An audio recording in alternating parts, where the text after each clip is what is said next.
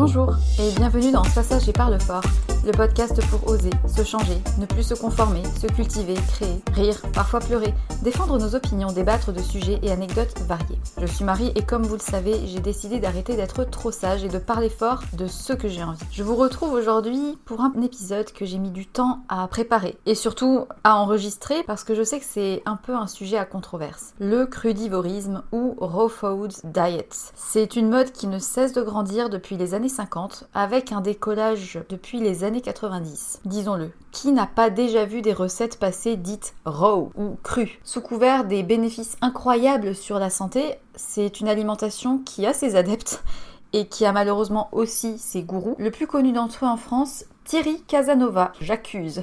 J'ai mis du temps à réaliser l'épisode parce que je souhaitais obtenir des informations vraiment de qualité et rester objective. Parce qu'en réalité, je suis profondément outrée de voir autant se développer cette tendance du cru. Et vous penserez forcément à des comptes Instagram. Alors bien sûr, manger des barres crues faites à base de dattes et de léagineux ou bien déguster parfois que des fruits frais pour un petit déjeuner quand il fait trop chaud l'été, pourquoi pas? Mais de là à en faire un mode de vie, voire un dogme, je pense que ça peut avoir des conséquences graves pour la santé, mais pas que. Entre dérives sectaires, business bien juteux, tromperies et surtout conséquences irréversibles, il y avait beaucoup à dire et c'est pour ça que j'ai pris mon temps. J'espère sincèrement que cet épisode vous intéressera et peut-être que ça en éclairera certains sur ce sujet. J'en profite aussi pour vous remercier d'être toujours plus nombreux à m'écouter et je vous invite s'il vous plaît à me laisser une note sur iTunes. Ça prend juste 1 minute et c'est la seule chose qui permet de faire remonter S'assage et parle fort dans les écoutes pour que d'autres personnes puissent me découvrir.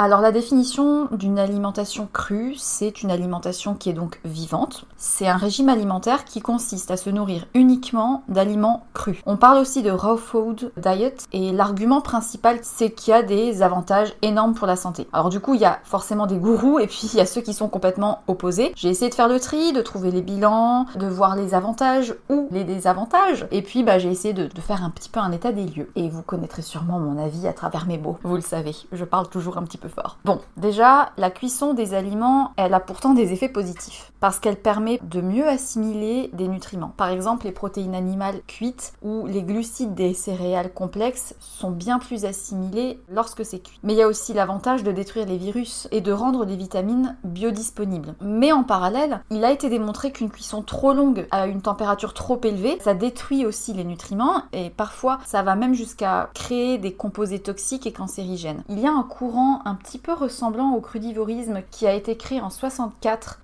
par un Suisse, Guy-Claude Burger, je sais pas exactement comment on le dit. Il était violoncelliste et mathématicien, donc absolument pas nutritionniste, et il a lancé l'instinctothérapie, qui est donc une méthode d'alimentation qui évite tout ce qui change l'odeur, le goût et l'aspect des aliments. Et il dit qu'il faut laisser l'instinct alimentaire réguler spontanément l'équilibre nutritionnel. Selon lui, ça garantit un fonctionnement naturel et correct du métabolisme. Alors en gros, dans le concret, c'est que des aliments qui ne sont ni assaisonnés, qui ne sont jamais mélangés à d'autres aliments et qui sont choisis selon des règles très strictes. Et sont exclus évidemment les laits animaliers et la plupart des céréales. Et depuis 64, aucune étude scientifique n'a jamais démontré ses bienfaits. En France, cette méthode a débarqué dans les années 80 et évidemment, elle a vite été accusée de mouvement sectaire. D'ailleurs, petite information, ce monsieur Guy Burger, là, ou Burger, je ne sais vraiment pas comment on le dit, il a été poursuivi pour exercice illégal de la médecine et escroquerie et condamné en 97 à 3 mois de prison et une amende. Et lui, il continue de dire que certains aliments crus changent de goût pendant la prise alimentaire, ce qui explique du coup que l'on doit écouter ce plaisir alimentaire pour savoir quand s'arrêter et quoi manger. Donc il parle des notions d'appel et d'arrêt instinctif, ce qui n'est pas totalement déraisonné, on va dire, dans l'absolu, mais il conclut aussi que notre système est inadapté aux céréales et aux protéines de lait animal et qu'il y aurait un lien entre mélanger des aliments et avoir une inflammation généralisée du corps. Donc bon, écoute, si tu as le malheur de mélanger des tomates et des aubergines, tu es mal barré. Donc c'est différent du crudivorisme, parce que dans le crudivorisme, la préparation, l'assaisonnement et la cuisson à très basse température est tolérée.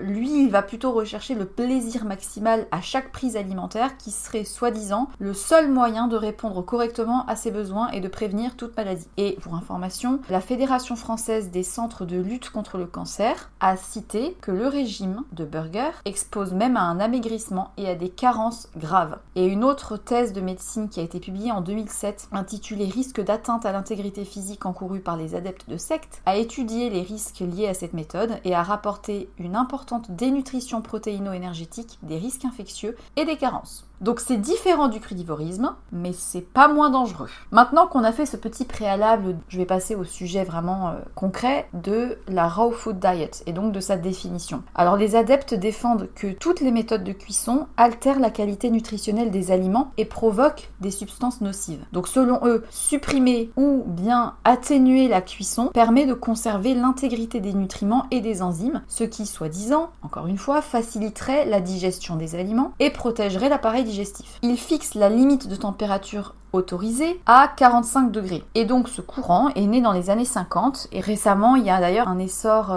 fulgurant de cette mode, que ça soit par les restaurants crus, les marques crues, les produits dits sans cuisson, les livres de cuisine, l'alimentation crue.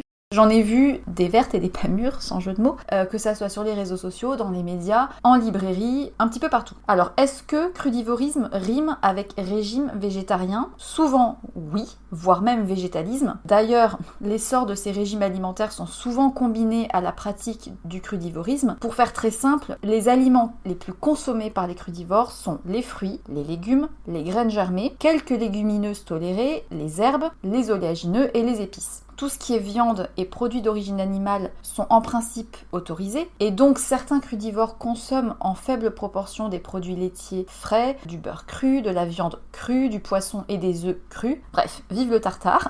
Mais dans tous les cas, végétarien, végétalien ou pas, le crudivorisme interdit les pommes de terre, le riz et toutes les céréales, ainsi que le porc qui impose une cuisson bien plus longue parce que potentiellement plus à même d'avoir des bactéries. Dans la logique de ce régime, si tant est qu'il y en ait une, les aliments biologiques sont privilégiés parce que dans le sens où on essaye de privilégier des aliments bruts et de qualité, on va dire que c'est souvent de pair. Alors, les premiers effets les plus fréquents, évidemment, sans surprise, la perte de poids, une consommation de fibres gigantesque, bien plus supérieure à la normale, voire trop, point d'interrogation. Mais, là je mets un mais, toutes les enzymes qui sont prétendues être sauvegardées par l'absence de cuisson sont de toute manière quasiment toutes détruites par les sucs gastriques. Déjà, premièrement. Deuxièmement, de nombreux aliments sont plus intéressants cuits que crus. Par exemple, le lycopène dans les tomates, ou encore les lentilles qui sont vraiment indigestes lorsqu'elles sont consommées crues. Et puis, le risque de virus et d'agents pathogènes est juste gigantesque. Bonjour les intoxications alimentaires. En ne consommant que des choses crues, et encore plus dans le cas où on mangerait par exemple des aliments germés, du beurre cru ou de la viande crue, le risque qu'il y ait des bactéries est quand même beaucoup plus grand. Donc bonjour les intoxications alimentaires. Alors forcément, la perte de poids est vite arrivée parce que si tu passes 90% de ton temps sur ton trône, par excès de fibres ou par digestion bazinguée, on va dire que ça n'aide pas à grossir, c'est sûr. Alors par contre, les crudivores, eux, ils défendent que la cuisson des aliments, ça détruirait les enzymes qui seraient propres à la digestion et que ça affaiblirait l'organisme qui devrait du coup mobiliser plus d'énergie pour combattre en fait toutes ces petites agressions des aliments. Alors oui, dans l'absolu, les crudivores peuvent être omnivores, mais ils sont quand même la plupart à se revendiquer crudivéganes, voire même granivores, frugivores, donc ou mieux, j'adore, liquidariens. Donc là, bah écoutez, vous arrêtez de mâcher, on passe au régime full soupe et full jus, et puis c'est que du mixage, du trempage, du mixage. Bon après, pour les gens qui n'ont plus de dents, c'est un avantage. J'essaie d'en faire de l'humour, mais ça me... Bref, ça me désespère un petit peu. Donc, est-ce que c'est dangereux pour la santé ? Alors, il est vrai que la cuisson représente une perte de nutriments pour la plupart des aliments. Je vous apprends rien, et pas seulement des enzymes, mais pour autant, il n'est absolument pas prouvé que le système digestif puisse digérer seul les aliments cuits, ni que les aliments se digèrent mieux quand ils sont crus. En somme, il n'est ni prouvé que le système digestif digère à lui tout seul les aliments cuits, ni que les aliments se digèrent d'eux-mêmes dès lors qu'ils sont crus. Enfin bon bref, vous voyez le raisonnement. Tout est dans la nuance. Il y a cuisson et il y a cuisson. Il y a une étude médicale qui a été menée par le docteur Hélène Vlasara qui a révélé une meilleure résistance à l'insuline chez les sujets diabétiques grâce à une cuisson modérée et raisonnable. Il s'avère que dès que la cuisson va jusqu'à la réaction de Maillard, alors l'aliment est beaucoup trop cuit et c'est quand on a notamment l'odeur de grillé. Et c'est à ce moment-là qu'il y a donc une réaction de Maillard qui favoriserait l'inflammation l'inflammation et la baisse des défenses immunitaires. Mais à moins de manger barbecue tous les jours et de carboniser vos plats à tous les repas, voilà, vous n'êtes pas aux portes du cancer non plus. Et pourtant, les crudivores sont convaincus que les modes de préparation crus permettent de faciliter la digestion. Alors, à titre personnel, c'est mon opinion, c'est vrai que de manière occasionnelle et seulement occasionnelle, sur un repas et par grande chaleur l'été, parfois, je vais peut-être manger plus de fruits crus et moins de choses cuites le matin parce que j'ai trop chaud, parce que j'ai pas faim, donc je vais miser sur des oléagineux et des fruits frais, voire du lait végétal, etc.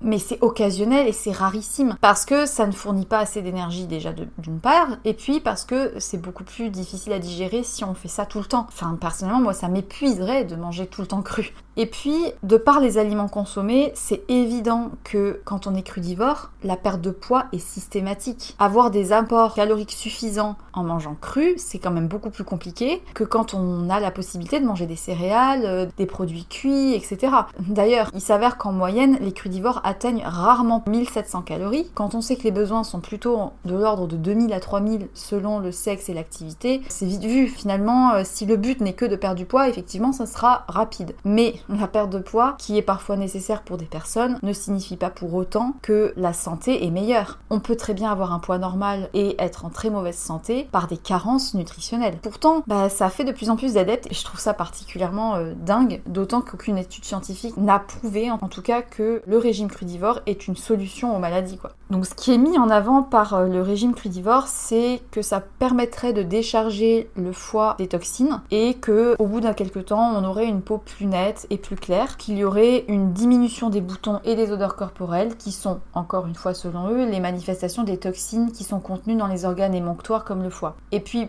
évidemment, comme c'est un régime où il y a très très peu de lipides et encore moins de lipides dits saturés par de la viande ou du beurre, forcément le mauvais cholestérol est vite abaissé, donc on pourrait imaginer au départ, vu les premiers résultats, que clairement c'est bénéfique pour la santé. Donc oui, il y a des aspects positifs à court terme, puisqu'effectivement il y a moins d'acidité dans le corps, parce que souvent les viandes sont drastiquement réduites. Il y a une richesse en vitamines qui est énorme et un transit beaucoup plus rapide, un apport en sel et en graisses saturées plus bas, donc moins de risque de maladies cardiovasculaires. Il y a forcément moins d'additifs et donc moins de perturbations des hormones endocrines. Enfin, c'est des choses qui sont logiques parce que forcément l'alimentation est beaucoup plus brute. Le problème, c'est que les risques derrière sont juste gigantesques et clairement ne donnent pas envie d'autant risquer sa santé en mangeant tout le temps cru. Notamment déjà des risques de carence et de malabsorption de certains nutriments qui sont mieux disponibles avec la cuisson. D'autre part, la cuisson vapeur améliore le pouvoir antioxydant de certains aliments, comme par exemple les poivrons, les épinards, les choux ou les asperges.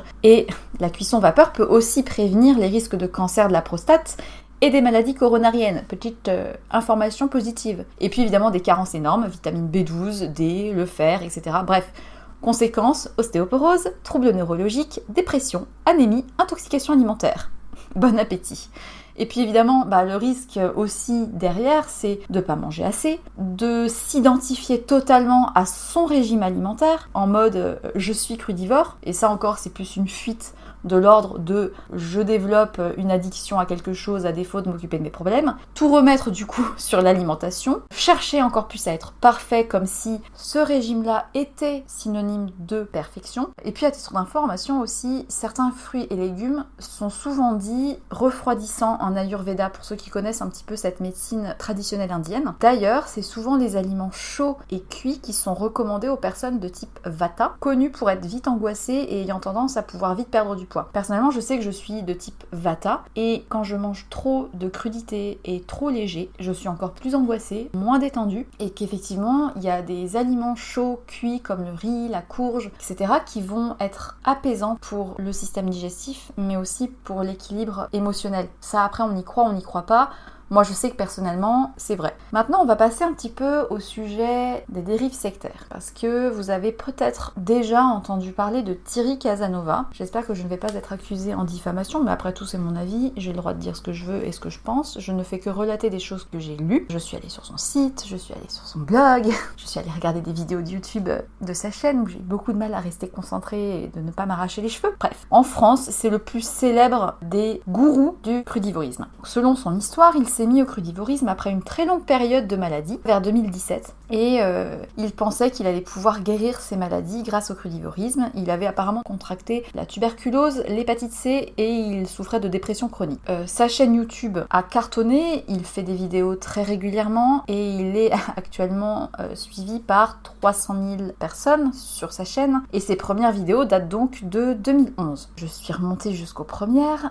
J'ai vu l'écart physique. Son état de santé ne semble clairement pas s'être amélioré avec son régime, mais bref. Donc il explique que devenir crudivore est la révélation qu'il a eue, que ça a eu un impact au niveau physique et spirituel. Parmi ces vidéos, vous pourrez entre autres trouver pourquoi les régimes crus guérissent, la détoxination par le jeûne et de la guérison à la régénération. Il parle de régénérer et d'ailleurs son site s'appelle Régénère ou un truc dans le style. Donc sur son site, vous avez tout un tas d'articles qui sont rédigé par ses relais locaux, c'est-à-dire qu'il a plein de gens qui dispersent la bonne parole en France et dans le monde et qui publient pour lui des articles sur le crudivorisme, sur l'intérêt de manger tel produit cru, sur la recette tarte en pion de spirale de courgettes, sur les sauces à la noix de cajou crues, etc., etc. Et sur ce site, vous avez tous ces articles-là qui invitent aux restrictions caloriques, aux cures, et il y a évidemment une catégorie boutique où vous pouvez payer des stages de régénération à ses côtés pour le prix de 700 €, ou bien accéder à l'e-shop pour acheter des extracteurs de jus, des mixtures de plantes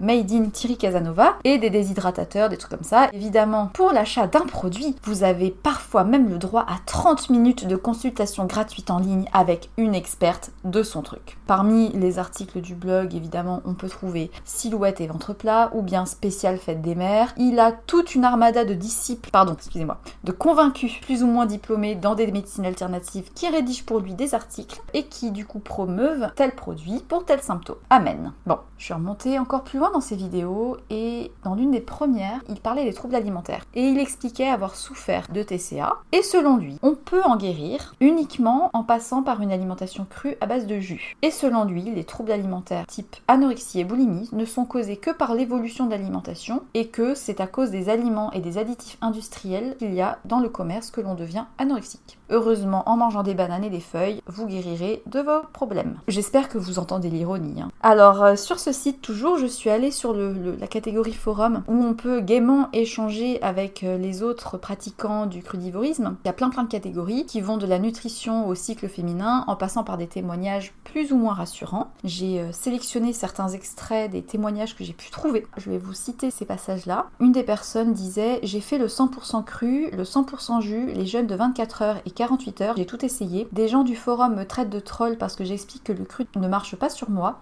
et qu'il met les gens en danger. Après 10 ans cloué au lit à cause du végétarisme et du crudivorisme, j'ai pété les plombs. Thierry ment, il doit faire tourner son business. Je ne dirais pas que le cru ne marche pas, c'est l'approche prônée par cet homme qui est dangereuse. Et il n'impressionne personne, vu son état de santé, il fait plutôt peur à voir, il est en sous-poids manifeste et c'est normal. Avec cette méthode, j'ai moi aussi fini dans un sale état. Bref, c'est assez effrayant ce que j'ai pu lire. J'ai aussi lu autre chose. Depuis plusieurs années, mon corps rejette de plus en plus d'aliments. À force de tout enlever et de chercher et d'expérimenter avec le crudivorisme, j'ai acquis la certitude d'être intolérant à toutes sortes de choses. En cherchant à me sortir de cette situation, j'ai consommé pendant des mois beaucoup de jus. J'en étais même arrivée à réduire et supprimer ma consommation de protéines, avec rapidement des symptômes désagréables, perte de poids, fatigue importante, dépression, etc. Je ne vais pas lire tous les forums parce que j'avais trouvé ça absolument dramatique de voir autant de personnes convaincues des bienfaits. Mais bon, je suis même tombée sur des titres du style est-ce que j'ai trop mangé de fruits et légumes ? Mince, j'ai fait des crises de boulimie parce que j'ai mangé 12 bananes d'un coup. En même temps, quand tu manges rien du tout à côté, forcément à un moment donné, ton corps il fait ce qu'il peut. Bref, ça m'a beaucoup choquée. C'est pour ça que j'ai mis du temps quand même à cogiter le truc parce que je me disais mais c'est pas possible. En gros, lui, il défend que l'alimentation est la cause de toutes les maladies, par exemple l'obésité, la dépression, etc.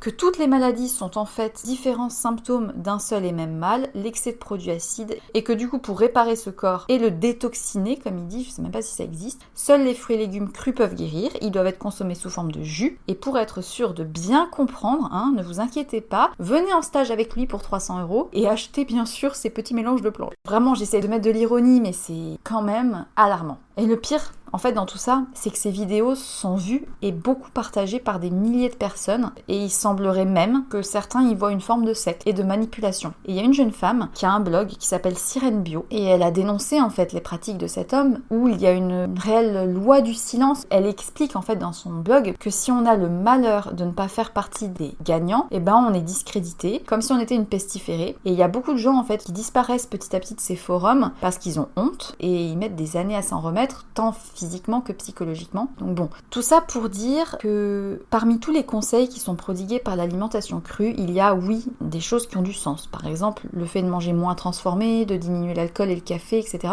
Mais à long terme, il faut toujours un équilibre avec des féculents parce qu'il y aurait un excès sinon de certains sucres qui sont difficiles à digérer pour le corps et bien sûr des carences en protéines, etc. Et puis, d'où sortent ces connaissances-là de Thierry? Parce qu'apparemment, c'est un autodidacte, donc ses lectures, apparemment, ce sont les livres ésotériques. J'ai pu lire une étude, un journal qui a cherché à le contacter pour réaliser un sujet sur lui. Évidemment, il a refusé. Enfin, par intermédiaire de son assistante de direction, puisque monsieur est tellement autodidacte qu'il a autour de lui toute une équipe professionnelle. D'ailleurs, il gagne la plupart de ses revenus par les dons de ses adeptes et les ventes des produits. Et selon un rapport statistique du site Statship, il aurait pu gagner 20 000 $ grâce à YouTube depuis sa création. Et vu le rythme des visites, apparemment ça représenterait près de 1 300 € par mois, rien que pour les vidéos YouTube. 1 300 € par mois. Je sais pas si vous vous rendez compte, ça représente un SMIC. Et puis, toujours au sujet des dérives sectaires, depuis 2012, le collectif Miliduve, qui lutte contre les dérives sectaires dont j'avais parlé dans un précédent épisode, suit de près les activités du coco. Il mise sur la peur et les craintes alimentaires autour du gluten, du lait, de la viande et des pesticides. Il prône sa méthode au détriment de la santé de milliers de personnes crédules. À l'Institut Pasteur de Lille, Jean-Michel Le Cerf du service nutrition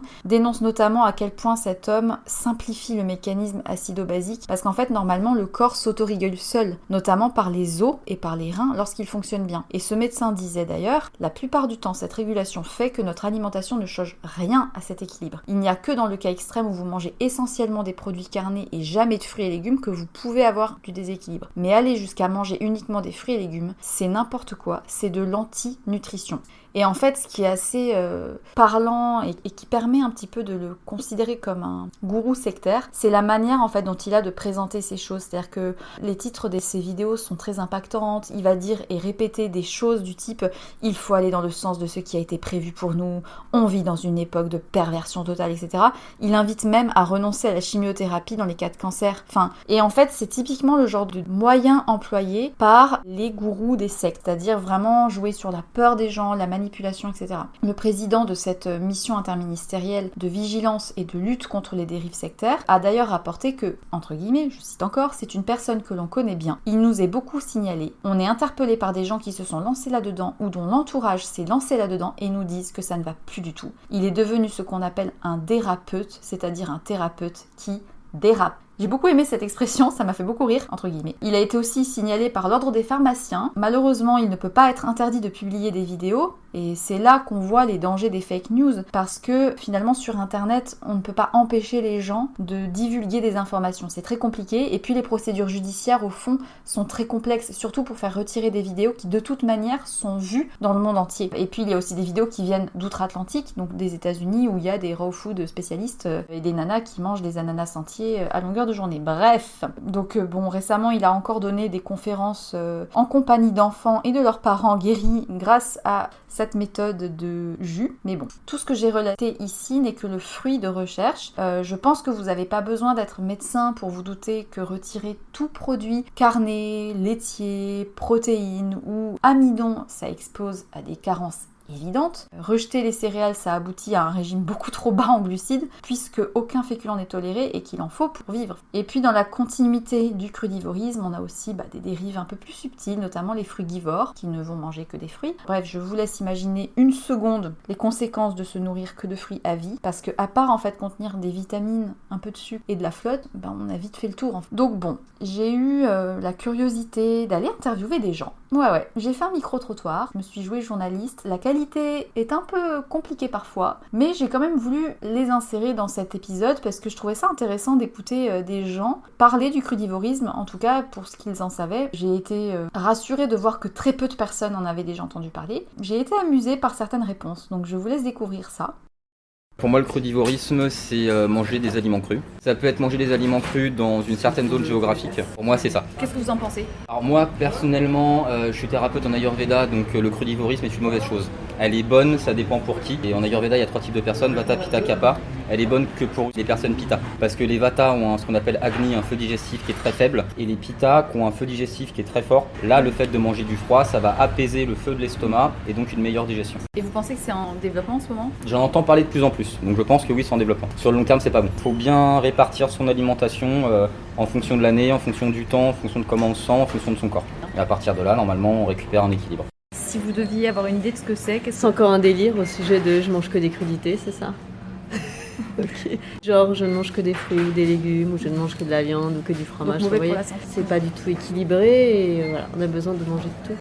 Les régimes avec des aliments crus, c'est ça? Ou tout le temps cru? C'est ça, oui. Oui, en fait, oui, j'en ai entendu parler, mais du coup, je sais pas du tout en quoi ça consiste. De toute façon, pour moi, j'ai tellement entendu parler de régimes différents que j'en ai jamais fait, parce que moi, j'écoute juste mon corps, et si mon corps me demande de tel aliment ou tel aliment, je vais aller le manger. Après, si je sens qu'il y en a un peu trop, je vais me calmer, mais je vais pas... Il y a trop de trucs que j'aime bien qui sont cuits que je pourrais pas manger... Je pense que manger des légumes, c'est bon pour la santé, effectivement. Après, de là avoir des effets complètement positifs, je pense que ça doit être sur la longue durée. Et puis manger des fruits et légumes tout le temps. Je pense qu'il y a quand même besoin d'avoir des féculents. C'est un peu un phénomène de société, mais surtout, je trouve, aux États-Unis. Plus, pour moi, c'est manger cru. Il y a une grosse dominante de manger cru en mode vegan, c'est-à-dire que des fruits et des légumes majoritairement. Je pense pas que physiologiquement, on soit fait pour manger cru. Bref, après tous ces témoignages plus ou moins qualitatifs et plus ou moins bien renseignés sur ce que c'est, je pense qu'on a fait quand même pas mal le tour du sujet. Vous avez sans doute compris que mon opinion était quand même assez tranchée sur la question.